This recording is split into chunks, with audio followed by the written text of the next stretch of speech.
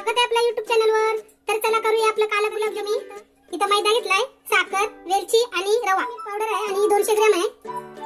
या अगोदर याच्यात घेते मी आणि याच्यात 2 मैदा चमचा घालूया. बघा 2 चमचे फक्त टाकायचे, जास्त नाही. आणि 1 चमचा रवा घेऊया याच्यात आणि मस्त असं मिक्स करून घेऊया. चांगला चमचा तुपाचा टाकणार आहे इथं थोडंसं. आणि वेलची आहे बारीक केलेली. चला आता मिक्स करूया चांगलं. हा बेकिंग सोडा आहे, थोडं मलाई घेते थोडी. दूध टाकून आता थोडं दूध टाकून घ्यायचं आणि मलून घ्यायचं. थोडं दूध टाकून घेते याच्यात. मलून घेतलंय. आता अर्धा तास आपण ठेवून देऊया असं. पाक बनवून घेणार आहोत. आणि 1 वाटी मी साखर घेतली, 1 वाटी पाणी, त्याच्यात वेलची टाकते. तर मस्त पाक करून घेऊया इथं. बघा असं गोल करून घेते मी. बघा तळून घेते आता. तेल गरम झालेलं आहे इथं.